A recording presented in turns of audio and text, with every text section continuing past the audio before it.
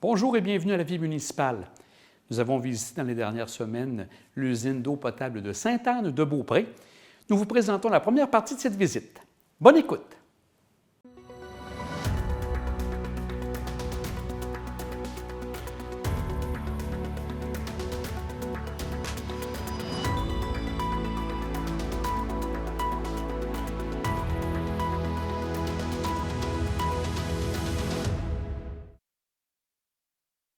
Alors, M. Gauthier, bonjour. Bonjour. Alors, nous sommes avec vous. Vous êtes ici à l'intérieur. Nous sommes ici à l'intérieur de l'usine de traitement pour les eaux, ici pour la Sainte-Anne-de-Beaupré, Oui. pour l'eau potable, bien sûr. L'usine était en opération à partir de quel moment? Bien, officiellement, l'usine a commencé à distribuer de l'eau en février 2021. Le projet de construction incluait l'usine et ainsi que certains secteurs du réseau d'aqueduc et d'égouts de la municipalité. S'est amorcé la construction en 2017 approximativement. Mais ça fait plusieurs années qu'on parle du traitement de l'eau à Sainte-Anne-de-Beaupré. Ça date de plusieurs dizaines d'années. Donc, mais officiellement, en février 2021, l'eau était distribuée par l'usine. Et ici, le procédé est un procédé quand même peu courant à travers le Québec? Bien, il n'y a pas beaucoup d'usines de traitement membranaire de ce type à travers la province. C'est de la haute technologie. Ce n'est pas quelque chose qui est peu répandu à travers le monde, mais on ne change pas d'usine comme on change de voiture. Donc, il y en a approximativement, à ma connaissance, 4 ou 5 au Québec qui utilisent un procédé de traitement membranaire en ultrafiltration. Bois-Châtel vit un peu le même système aussi? Le Bois-Châtel, en réalité, je ne dirais pas que c'est une copie conforme, mais au niveau de ce qu'on va voir un peu plus tard, des trains membranaires, la filtration, c'est passablement pareil. D'ailleurs, la firme d'ingénierie qui a conçu l'usine ici a conçu celle de Bois-Châtel. On va maintenant regarder la partie où tout commence. On ne pourra pas filmer tout de suite parce que c'est très bruyant. Donc, vous allez pouvoir nous expliquer un peu comment ça fonctionne. L'eau arrive par ici et on va suivre le fil de l'eau à ce moment-là. Excellent. Effectivement, au sous-sol, on va pouvoir constater qu'il y a de nombreuses conduites et il ne faut pas paniquer avec ça. Il y en a beaucoup qui servent uniquement, c'est des trop-pleins en cas de débordement. Principalement, il y a une conduite qu'on appelle la conduite d'arrivée d'eau brute. Cette eau provient du poste de pompage qui était approximativement 2 km au nord de l'usine. La source d'eau, c'est la rivière aux Chiens. Donc, l'eau entre par cette conduite-là et va être traitée à travers l'usine. Par la suite, elle est emmagasinée dans les réservoirs principaux pour être redistribuée via 2 autres conduites. Une conduite en eau gravitaire. Autrement dit, l'eau va sortir ici sous l'effet de la pente et va être distribuée sur le palier le plus bas de la municipalité. Autrement dit, l'avenue Royale, boulevard Sainte-Anne. Qui est plus bas qu'ici. Qui est plus bas qu'ici. Et ici, bien, comme on est approximativement au même niveau ou encore dans des secteurs plus élevés comme le nouveau développement de la Marguerite, on utilise une conduite surpressée. Vous allez le voir, on va constater qu'il y a 4 pompes qui permettent d'augmenter la pression pour pousser l'eau jusqu'aux dernières maisons, le plus au nord-est. Et on parlait aussi, vous parliez des fois, s'il y a trop plein, ces situations-là arrivent à quel moment, à ce moment-là? Ça va arriver en cas d'un dysfonctionnement. Ce n'est pas quelque chose qui est fréquent, évidemment. Mais par exemple, pour une raison, une panne électrique, un flash de courant, le procédé de filtration va s'arrêter, mais le serveur principal peut tomber en panne ou dans ce qu'on va appeler un interlock. Fait qu'autrement dit, il ne saura pas comment réagir. Ça se pourrait qu'il n'envoie pas le signal d'arrêt aux pompes d'eau brute. Alors, pour éviter que le réservoir qui est derrière moi se mette à déborder, bien, à l'intérieur, il y a une conduite verticale, carrément. Ah. L'eau se surélève jusqu'au niveau le plus élevé de la conduite et va tomber à l'intérieur Donc, de il n'y a celle-ci. pas de risque de débordement. Exactement, ici, pour éviter justement que l'eau s'éparpille partout. Chaque réservoir de l'usine, les gros, qu'on va voir un peu plus tard, est muni d'un trop-plein. Donc, peu importe ce qui arrive, si jamais ça a à déborder, c'est automatiquement renvoyé à l'égout sanitaire, via un autre réservoir qu'on appelle le bassin des eaux résiduaires. M. Gauthier, avant de poursuivre la visite, j'avais quelques questions par rapport, entre autres, s'il arrive une panne électrique, est-ce que ça vient modifier le fonctionnement ici de l'usine? C'est certain que ça a un impact parce que s'il y a une panne électrique majeure ou un flash de courant, automatiquement, ça va affecter les systèmes. Il y a des systèmes d'urgence de prévus. Entre autres, que ce soit au poste de pompage d'eau brute ou ici à l'usine de filtration, il y a des génératrices qui automatiquement vont s'enclencher. On a aussi ce qu'on appelle des UPS. En fait, c'est des grosses batteries. On peut même en acheter à la maison pour nos ordinateurs, des trucs comme ça. Ici, évidemment, il est plus gros. Lui, il s'occupe de tous les appareils de mesure fragiles, que ce soit les analyseurs, que ce soit un débitmètre, comme on a vu, l'appareil bleu en bas. En réalité, c'est des batteries, fait qu'ils continuent de fournir du courant en continu jusqu'à temps que le courant sur le secteur revienne, soit par hydro, soit par la génératrice. Évidemment, c'est automatisé, mais parfois, il y a des petits problèmes, il y a des glitches, comme moi j'appelle. Ça se produit surtout dans le cas des flashs. Autrement dit, il n'y a pas une panne, c'est une baisse de tension, puis là, ça revient. Fait que des fois, le système, il n'arrive pas à revenir dans son état initial. À ce moment-là, le serveur central va émettre des alarmes qui vont arriver par email et par texto sur mon cellulaire, sur le cellulaire d'un de mes collègues. Puis là, on va avoir à faire une intervention manuelle, que j'appelle. En général, si on est ici, on le fait directement sur place. Sinon, à la maison, je vous dirais que 90 des problèmes se règlent en ce qu'on appelle en télémétrie. Il y a des éléments que vous faites à distance à ce moment-là. Exactement. Mais parfois, il faut se déplacer puis venir faire un réamorçage. Ça peut être un moteur, ça veut dire carrément fermer le breaker puis le remettre en fonction. Aussi, si vous avez orage, fonte des neiges, ça amène peut-être plus d'eau. Est-ce que ça aussi, ça a une incidence ici ou vous ne le sentez pas? On le sent moins de par la configuration de notre prise d'eau qui fait un genre de préfiltration de l'eau brute avant de l'amener à l'usine. Donc ça, c'est un gros avantage. Évidemment, ça a toujours un impact, sauf que dans la majorité du temps, le système va s'ajuster lui-même. Ou nous, on va avoir à faire des petits ajustements, exemple au niveau du dosage de produits chimiques pour ajuster le pH, au niveau du dosage du coagulant ou du chlore. Mais c'est jamais rien de majeur. En général, le système va s'ajuster plus ou moins seul et parfois on a à intervenir.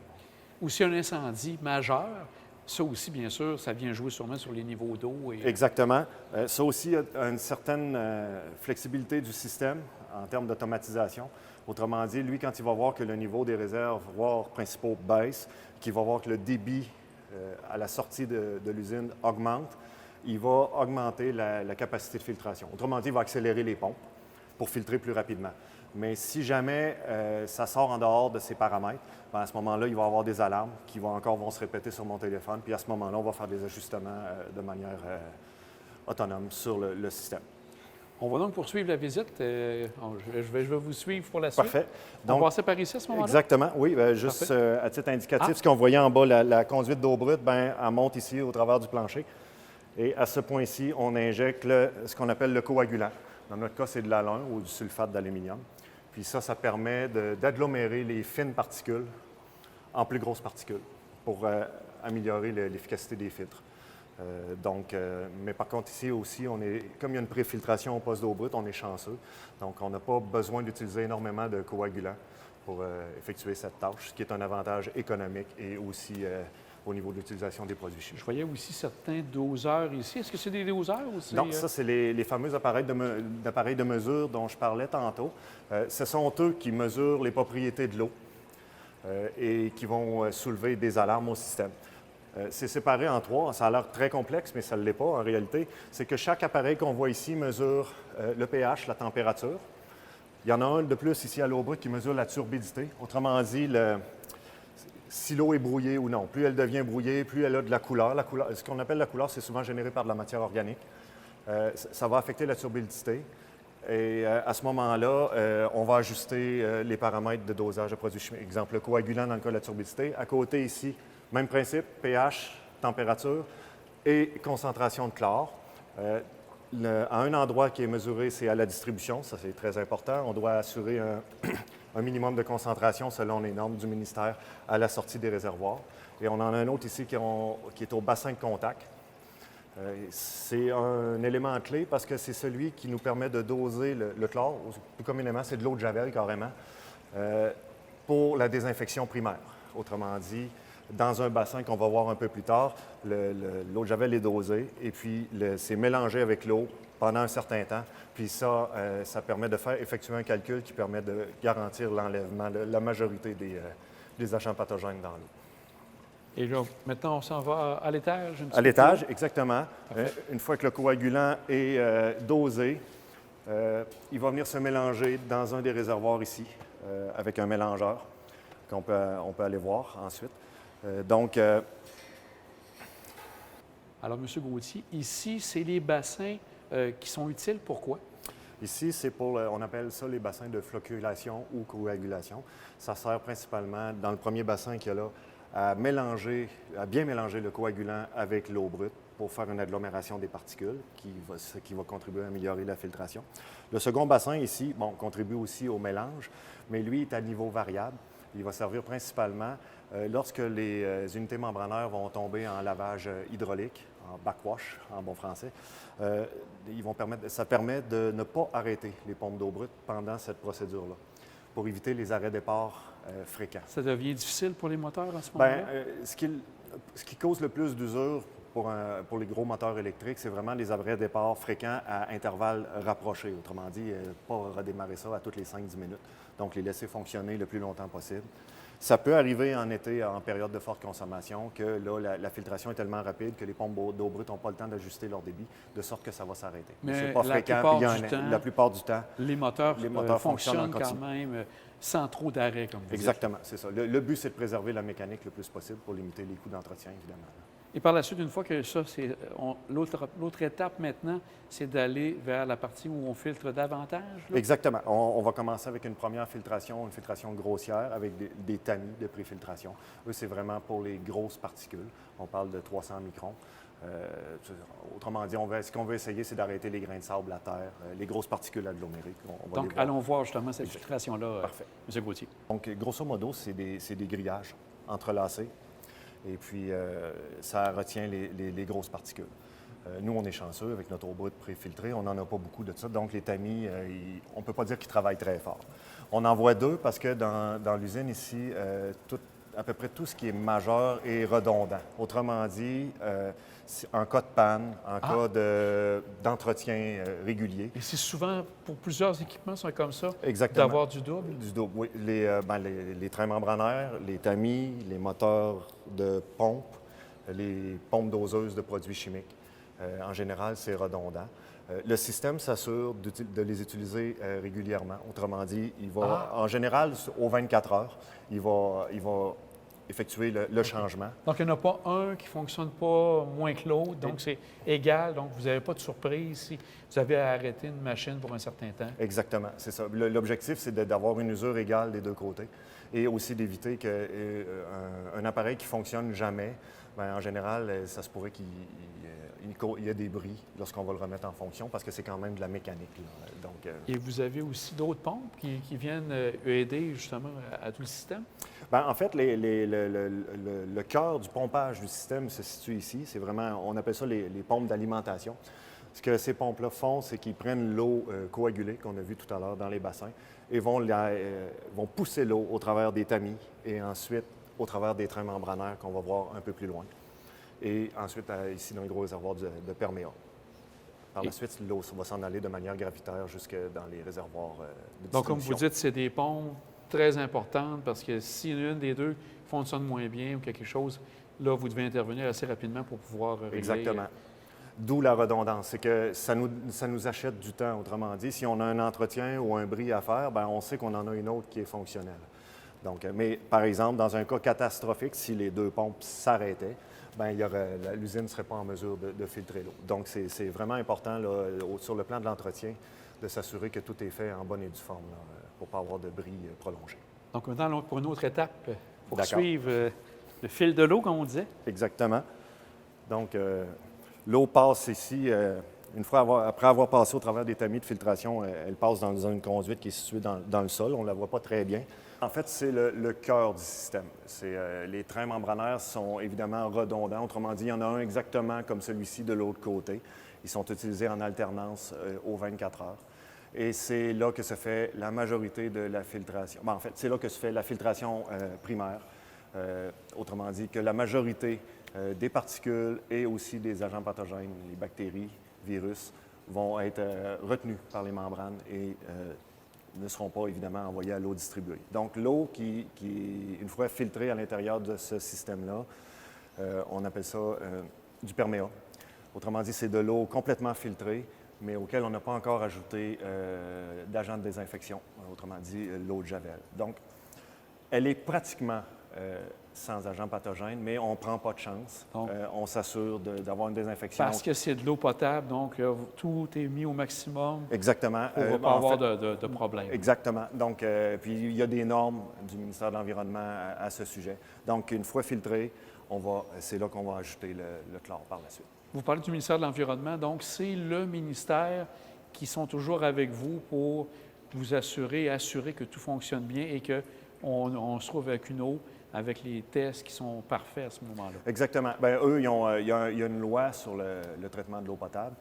Donc, puis dans cette loi-là, évidemment, il y a toutes sortes de critères et de normes à respecter. Donc, eux s'assurent qu'on respecte ces normes-là. Ils peuvent nous venir en aide en cas de problème. S'il y avait une contamination ou un bris majeur ou des choses comme ça, on va les contacter pour les prévenir. Puis eux vont nous donner du support s'il y a lieu, autrement dit. À l'intérieur de ces tubes-là, on remarque qu'il y a des modules que vous parlez. Exactement. Oui, dans chaque tube, en réalité, il y a il y a 4 modules membranaires. Et ça c'est ce qui filtre l'eau, en réalité. OK. Grosso modo, c'est à ça que ça ressemble. C'est en réalité c'est comme un lot de spaghettis, tout aggloméré ensemble. Et chaque spaghetti a des pores qui laissent passer l'eau, mais qui retient les contaminants. Ou les autres particules, évidemment. Donc, les pores ont une grosseur de 0,45 microns. Donc, ça filtre vraiment petit. Et une fois que l'eau a passé au travers des pores, bien, elle est rejetée par l'extrémité du module membranaire. Donc, l'eau ici, à la sortie, là, c'est comme vous dites, c'était l'eau qui est presque prête à boire. Là. Exactement. C'est l'eau la plus pure. Là. C'est OK. ça. Mais à laquelle on va quand même ajouter un désinfectant pour s'assurer que tout est vraiment parfait. Là. Et des modules du genre, est-ce que ça, vous avez à le changer régulièrement? Comment ça se passe? Normalement, ça va durer une dizaine d'années. D'ailleurs, la garantie de mémoire est autour de ça, 8-10 ans. Donc, ce n'est pas fréquent qu'on a à changer ça. Et fort heureusement, parce que le coût est très élevé. Normalement, une fois que c'est installé, le train membranaire s'assure de faire ses lavages hydrauliques et ses lavages chimiques. Donc, le module va opérer pendant plusieurs années sans trop de problèmes. Monsieur Gauthier, on a le réservoir que vous appelez de perméa. De perméa. Autrement dit, c'est un bien grand mot pour dire d'eau filtrée. Parfait. Autrement dit... Mais pas encore potable, qui reste encore non, bien, théoriquement, elle n'est pas encore potable.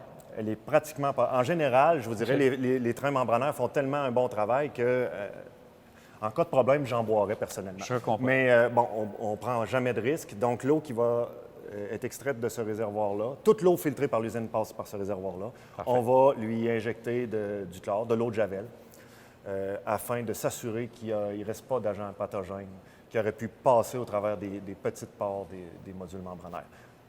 Et cette eau-là sert aussi d'eau de lavage, comme vous dites? Exactement. Les trains membranaires font 2 types de lavage. Autrement dit, ils font un lavage, ce qu'on appelle hydraulique, ou un bon vieux backwash, comme dans une piscine, à intervalles réguliers. En général, les rétro-lavages s'effectuent à toutes les heures. Autrement. Puis, pour faire cette opération-là, on va utiliser de l'eau filtrée, mais on ne veut pas avoir de chlore.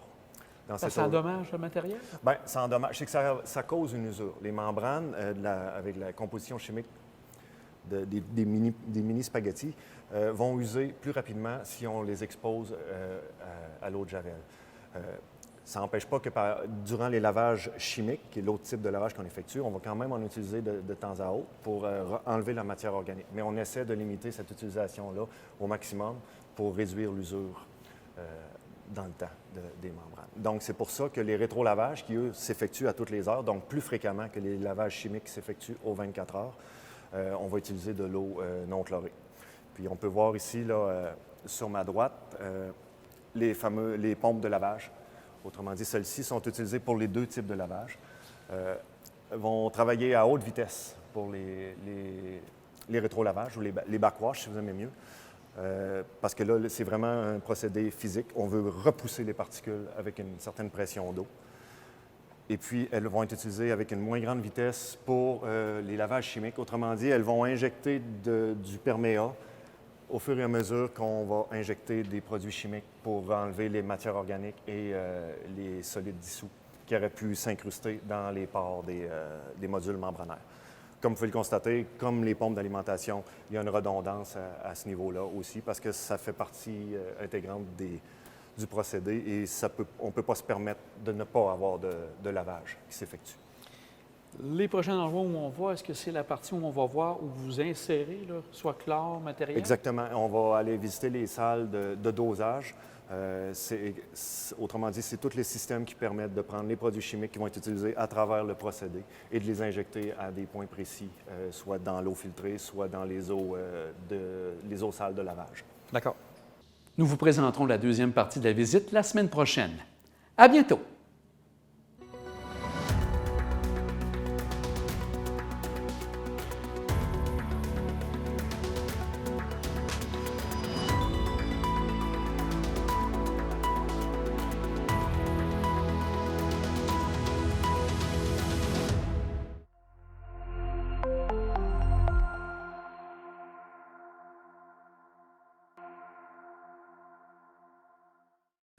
Bonjour et bienvenue à la vie municipale. Cette semaine, nous vous présentons la deuxième partie de notre visite de l'usine d'eau potable Sainte-Anne-de-Beaupré. Bonne écoute!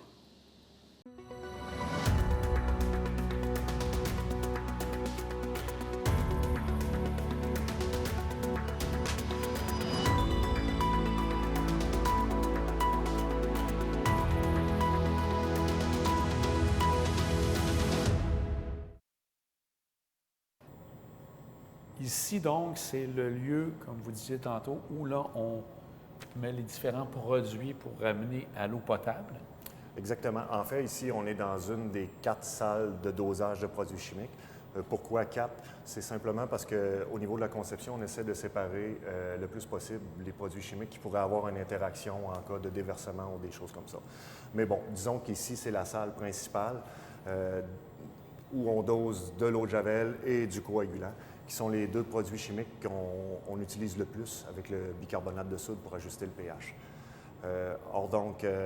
On a 2 systèmes de dosage en réalité pour certains produits chimiques. On a le dosage pour l'eau filtrée, le perméa, autrement dit le gros réservoir qu'on voyait tout à l'heure. Avec ces pompes-ci, on va injecter le chlore dans la conduite à la sortie du réservoir de perméa.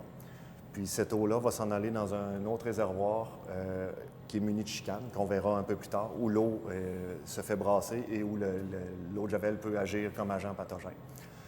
Un peu plus sur ma gauche, on a un autre système de dosage qui a exactement les mêmes fonctions, c'est juste qu'il permet d'atteindre des débits de dosage de produits chimiques plus rapidement, plus élevés et plus rapidement, parce que c'est lors des lavages chimiques qu'on a besoin d'une plus grande quantité en un court instant.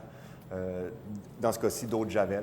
Donc, c'est pour ça que, bon, c'est plus gros, puis il est juste à côté parce qu'ils utilisent évidemment le même produit. Alors, c'est ce qui explique la différence entre les deux. Et là, ici, vous avez, donc là, le traitement se fait ici. Est-ce que vous avez à ajuster régulièrement ces dosages-là ou ça se fait de façon automatique? Bien, un peu comme j'expliquais tantôt pour les pannes, le système a une certaine flexibilité. Il va ajuster le dosage en fonction du débit de filtration, autrement, qui lui est ajusté en fonction de la consommation d'eau. Donc, il y a une certaine partie automatisée. Par contre, en cas comme on parlait tantôt, d'orage ou de la période printanière, bien, ça se peut que l'opérateur ait à faire des ajustements manuels pour augmenter, si vous voulez, le dosage de chlore. Par exemple, s'il y avait un peu plus de matière organique ou un peu plus de contaminants dans l'eau, bien là, on va augmenter le dosage. Mais en général, ça se fait passablement de manière automatisée. On va maintenant aller voir les réservoirs dont vous parliez tantôt, une fois que ça passe ici. Exactement. M. Gauthier, le bassin où on retrouve le chlore et l'eau, bien sûr, c'est ce bassin-là? Oui, ici, on appelle ça le bassin de CT. C'est pour temps de contact. Autrement dit, la désinfection est calculée en fonction de la concentration, le C, d'eau de Javel qu'on injecte dans l'eau à la sortie du réservoir de perméa et le temps avec lequel le chlore vient en contact avec les agents pathogènes. Les deux combinés ensemble font que plus la concentration est élevée ou plus le temps est élevé, meilleur on a une désinfection. Donc, là, l'eau ne bouge pas beaucoup, on ne s'apparaît pas, mais elle se déplace tout doucement dans ce réservoir ici qui est sous nos pieds.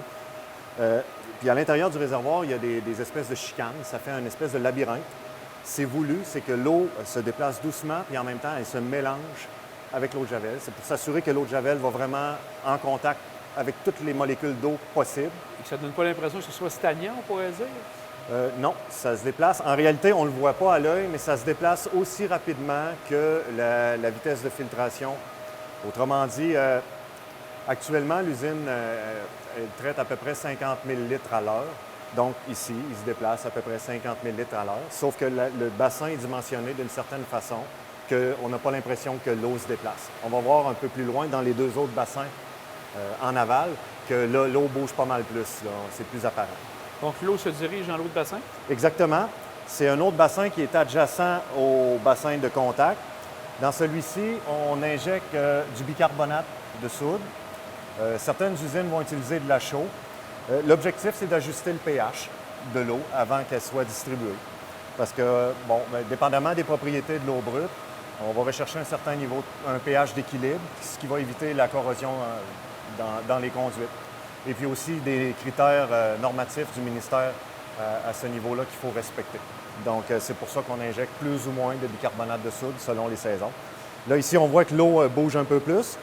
Là, on voit, parce qu'il n'y a pas de chicane, il n'y a pas le fameux labyrinthe dans ce réservoir-là. Donc, on voit vraiment le déplacement de l'eau. Il y a aussi un mélangeur, parce que le bicarbonate de soude, c'est un produit solide. Donc, c'est un peu plus difficile à mélanger que l'eau de Javel, qui est un produit liquide. Donc on ajoute un mélangeur, puis ça brasse l'eau. Donc, c'est dans ce réservoir-là que ça s'effectue. Et après ça, c'est l'autre bassin? Oui, c'est le dernier réservoir. L'eau ça va vers celui-ci via une surverse. Autrement dit, les deux réservoirs qu'on a ici sont séparés par un mur de béton. L'eau s'élève à un certain niveau, puis elle tombe dans l'eau. Ça effectue encore un meilleur mélange de l'eau de Javel et du bicarbonate. Puis là, l'eau s'accumule dans ce réservoir-là pour ensuite être distribuée dans les deux gros réservoirs principaux où l'eau va rester en attente jusqu'à temps qu'elle sorte de l'usine. Et là, donc, c'est vraiment de l'eau traitée et cette eau s'en va dans le réseau d'eau potable. Exactement.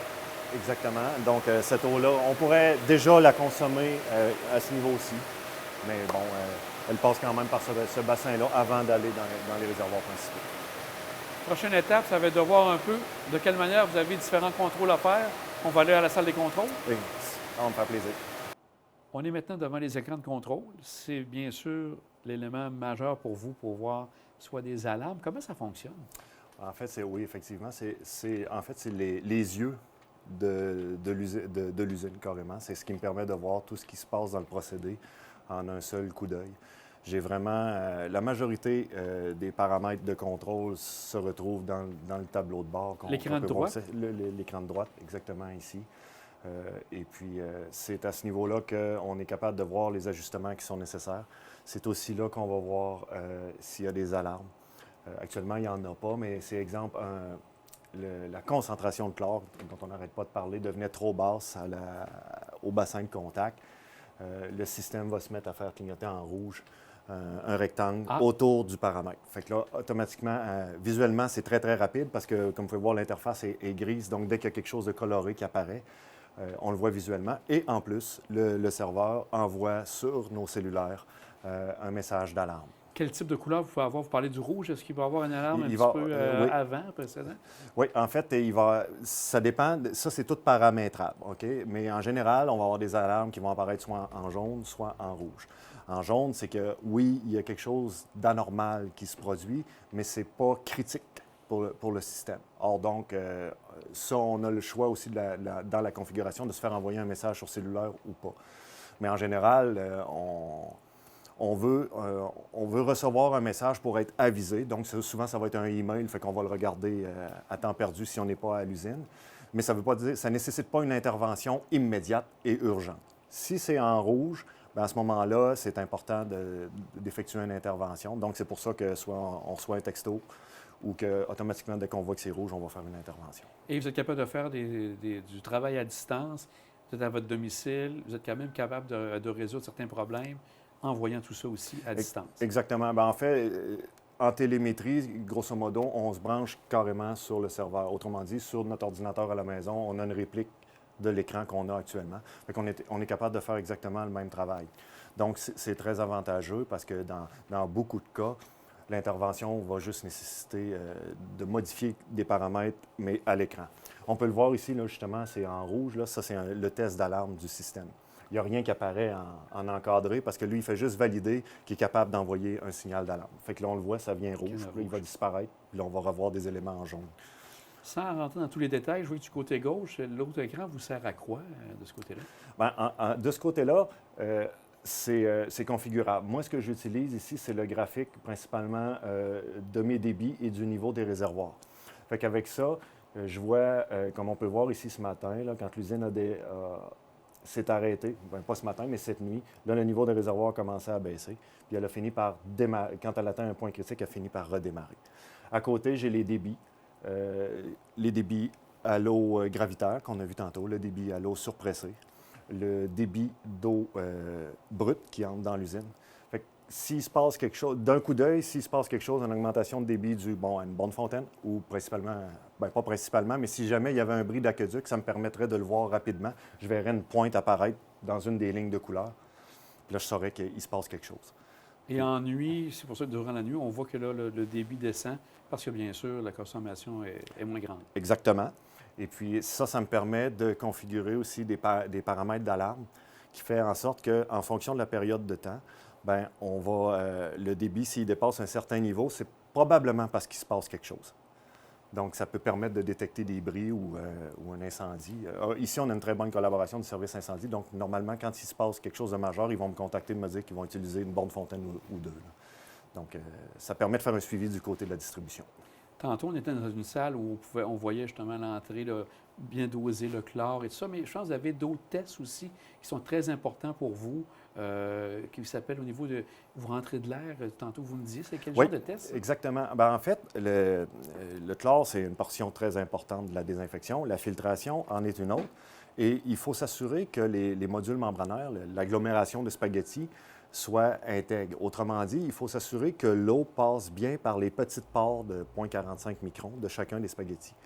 Si jamais il y avait un bris physique dans le module membranaire, il faut être en mesure de le détecter parce que là, ça veut dire qu'il y a peut-être un trou plus grand que le 0,45 microns. Puis là, ça va permettre à une bactérie, un virus ou un autre agent pathogène de passer. Puis, on ne le saura pas. C'est pour ça qu'on met de l'eau de Javel aussi. Si jamais il arrivait quelque chose d'indétectable, bien, il va être traité. Mais bon, par mesure de précaution, le système est conçu pour faire ce qu'on appelle des tests d'intégrité.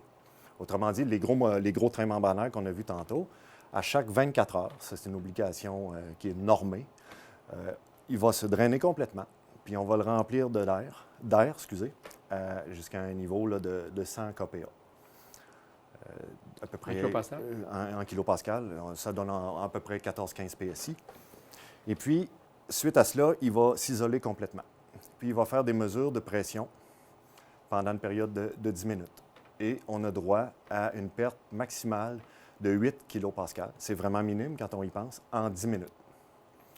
Puis si la perte, parce qu'il y en a toujours une, parce que évidemment l'air va se promener au travers le temps qu'elle se propage au travers du module membranaire, c'est sûr que ça va faire diminuer la pression légèrement, mais ça ne dépassera jamais le 8 kPa en temps normal. Ça, c'est des tests faits par le fabricant. Là, on n'a pas de contrôle là-dessus. Donc, tant que ce test-là est respecté, la filtration peut se poursuivre.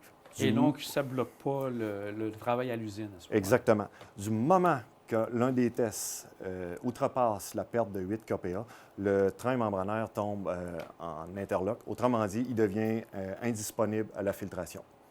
Et il ne redeviendra pas disponible tant qu'on n'aura pas effectué un test d'intégrité qui va respecter la norme. Donc, c'est très, très important.